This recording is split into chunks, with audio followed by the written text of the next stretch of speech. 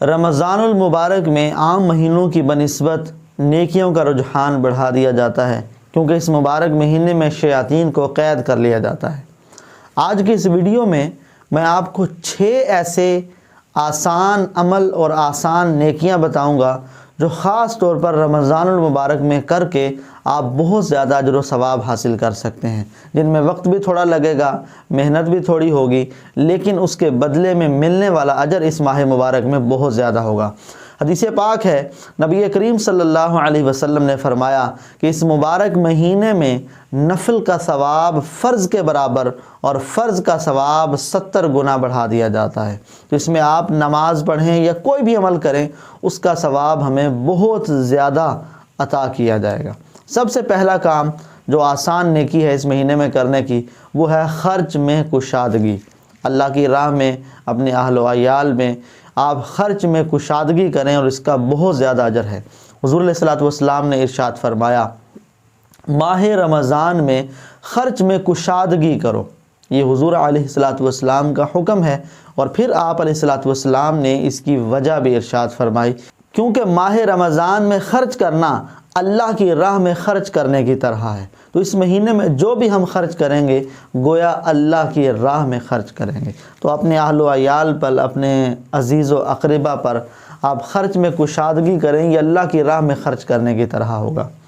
دوسرا کام جو ہم نے اس مہینے میں کرنا ہے، جو آسان بھی ہے، وہ ہے کہ کسی روزہ دار کا روزہ افطار کروایا جائے۔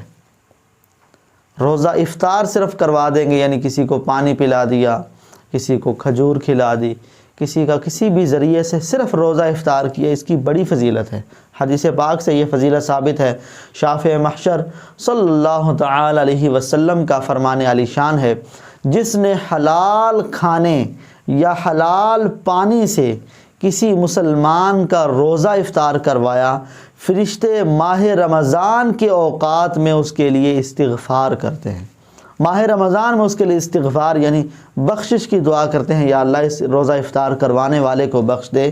اور پھر مزید فرمایا، جبریل علیہ السلام شب قدر میں اس کے لیے استغفار کرتے ہیں۔ تو فرشتوں کے استاد، فرشتوں کے سردار جبریل امین کی دعا، وہ بھی شب قدر میں اگر کسی کو چاہیے تو وہ لوگوں کا روزہ افطار کروائے، روزہ داروں کا روزہ افطار کروائے۔ اور اگر اس پورے مہینے میں کسی کو فرشتوں کی استغفار اور ان کی بخشش کی دعا چاہیے، تو وہ بھی اس مبارک مہینے میں لوگوں کا روزہ افطار کروائے۔ اور جو خوش نصیب صرف روزہ افطار نہ کرائے، بلکہ روزہ دار کو پیٹ بھر کر کھانا کھلائے، یہ تیسرا عمل ہے، اس کا بھی بڑا ثواب ہے۔ نبی کریم صلی اللہ علیہ وسلم نے فرمایا، جو روزہ دار کا پیٹ بھرے گا، اللہ عز و جل اسے میرے حوض سے پلائے گا کہ جنت میں داخل ہونے تک پیاسا نہ ہوگا۔ تو یہ کتنی بڑی فضیلت ہے۔ اگر حوض کوثر جو نبی پاک صلی اللہ علیہ وسلم کو عطا کیا جائے گا میدان محشر کی گرمی سے، اور نبی پاک علیہ الصلوۃ والسلام کے اس مبارک حوض سے پینا چاہتے ہیں، تو کسی روزہ دار کو پیٹ بھر کر اس کو کھانا کھلا دیجئے، انشاءاللہ الکریم اس عمل پر آپ کو اتنا بڑا اجر دیا جائے گا۔ چوتھا کام جو اس مبارک مہینے میں ہم آسان ہے اور ہم کر سکتے ہیں، وہ ہے افطار کے وقت دعا کریں۔ یہ بڑی قبولیت کے لمحات ہوتے ہیں۔ افطار کے وقت جو دعا کریں گے وہ انشاءاللہ الکریم قبول ہوگی۔ نبی پاک صلی اللہ علیہ وسلم نے فرمایا، ان للصائم عند فطرہ لدعوۃ ما ترد۔ فرمایا بے شک روزہ دار کے لیے افطار کے وقت ایک ایسی دعا ہوتی ہے جو رد نہیں کی جاتی، وہ دعا اس کی ضرور قبول ہوگی۔ وہ دعا کرے افطار سے پہلے بھی اور افطار کے بعد بھی۔ عموماً ہمارے ہاں یہ ہوتا ہے کہ اللہ پاک کی دی ہوئی بڑی نعمتیں ہیں، افطار میں رنگا رنگ قسم قسم کے پھل فروٹ، مشروبات، پکوڑے، سموسے، کباب، بہت کچھ ہوتا ہے۔ تو ہم انہی آئٹمز کو پورا کرنے میں لگے ہوتے ہیں کہ یہ چیز رہ گئی، یہ لے آؤ، فلاں چیز رہ گئی، یہ لے آؤ، فلاں چیز کر لو۔ حالانکہ یہ قبولیت کے اوقات ہیں، اس میں آپ دعا کیجئے، اللہ تبارک و تعالیٰ سے مانگیے، کہ قبولیت کے لمحات ہیں۔ آپ اپنے گھر میں یہ اصول بنا لیں کہ افطار سے پہلے 5 منٹ پہلے کوئی کہیں نہیں ہوگا، سارے کے سارے دسترخوان پر موجود ہوں گے اور اللہ کی بارگاہ میں ہاتھ بلند کیے ہوں گے، خالی جھولیاں لے کر انشاءاللہ بیٹھیں گے اور اللہ کی رحمت سے ہم بھری ہوئی جھولیوں کے ساتھ اٹھیں گے۔ تو جو بھی آپ نے سامان افطاری کا ہے، جو بھی معاملات ہیں، کوئی کچن میں نہیں ہوگا، کوئی باہر نہیں ہوگا، کوئی دروازہ نہیں بجائے گا، کوئی کچھ نہیں کرے گا، سارے آ جائیں اور سکون سے بار بار گھڑی دیکھنے کی بجائے آپ اس وقت کو کیش کریں اور اس میں افطار کے وقت دعا کریں کہ ہمارے نبی علیہ السلام کا فرمان ہے کہ روزہ دار کے لیے اس کے افطار کے وقت ایک ایسی دعا ہوتی ہے جو رد نہیں کی جاتی۔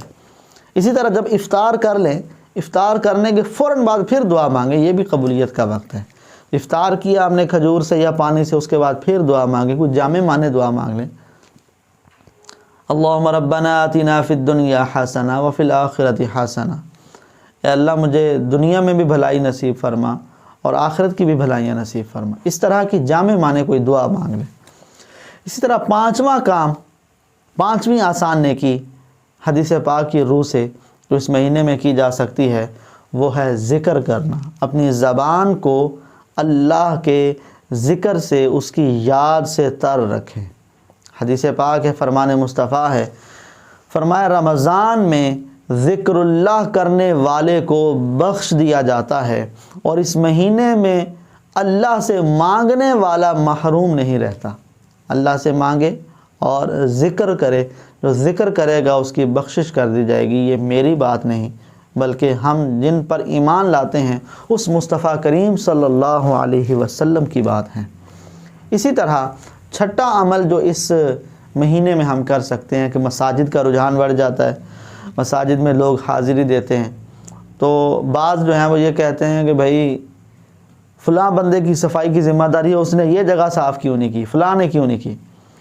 تو مساجد کو رمضان میں اگر کوئی صاف کرتا ہے یا اس کے علاوہ بھی جو صفائی کرتا ہے اس کی بڑی فضیلت ہے۔ فرمان مصطفیٰ ہے جو مسجد سے اذیت کی چیز نکالے اللہ اس کے لیے جنت میں ایک گھر بنائے گا۔ تو آپ کو کہیں بال نظر آتا ہے، کہیں تنکا نظر آتا ہے، کہیں اور اذیت والی چیز نظر آتی ہے مسجد میں، تو اس کو آپ اپنی جیب میں رکھ لیں، کوئی شاپر اپنی جیب میں چھوٹا سا رکھ سکتے ہیں، اس کے اندر یہ چیزیں ڈالتے رہیں اور مسجد کی صفائی میں حصہ لیں کہ جو اذیت ناک چیز مسجد سے ہم ایک دور کریں گے، اس ایک چیز کے دور کرنے کے بدلے میں اللہ رب العالمین جنت میں ایک گھر بنائے گا۔ یہ مصطفیٰ کریم علیہ السلام کی خبر ہے۔ علامہ عبدالرؤف مناوی رحمۃ اللہ علیہ اس حدیث پاک کی شرح میں فرماتے ہیں کہ اذیت والی شے سے مراد ہر وہ چیز ہے جو مسجد کو گندا کرے، ہر وہ چیز جو مسجد کو گندا کرے، چاہے وہ پاک ہو یا ناپاک ہو۔ جیسے خون ناپاک ہے، پرندے کی بیٹ، ناک کی رینٹ، لعاب، مٹی، کنکر، کوڑا کرکٹ وغیرہ جو بھی ایسی چیز ہے، چاہے وہ پاک ہو یا ناپاک ہو، اگر وہ مسجد کو آلودہ کر رہی ہے تو اس کو مسجد سے دور کر دیں، صفائی کر دیں۔ انشاءاللہ الکریم ایک چیز کو دور کرنے کے بدلے میں ہمیں جو ہے وہ جنت میں ایک گھر بنایا جائے گا۔ تو آخر میں ان میں تمام نیکیوں کا خلاصہ کر دیتا ہوں۔ پہلی نیکی خرچ میں کشادگی، دوسری نیکی روزہ دار کو روزہ افطار کروایا جائے، تیسری نیکی کہ آپ کسی روزہ دار کو پیٹ بھر کر کھانا کھلا دیں، چوتھی نیکی افطار کے وقت آپ دعا کریں، پانچویں نیکی کہ آپ جو ہے وہ رمضان المبارک میں ذکر کی کثرت کریں، اور چھٹی نیکی جو آسان ہے وہ ہے مسجد کی صفائی کریں۔ یہ 6 نیک کام انشاءاللہ الکریم ہم کریں گے تو ہمیں اس کا بہت زیادہ اجر ملے گا۔ آپ کمنٹ سیکشن میں مجھے بتائیں کہ آپ ان میں سے کون کون سے نیک عمل کرتے ہیں اور کون کون سے نیک عمل کرنے کی نیت کرتے ہیں۔ اللہ تبارک و تعالی ہمیں زیادہ سے زیادہ نیکیاں کرنے اور اپنی رضا والے کام کرنے کی توفیق عطا فرمائے۔ آمین بجاہ النبی الامین۔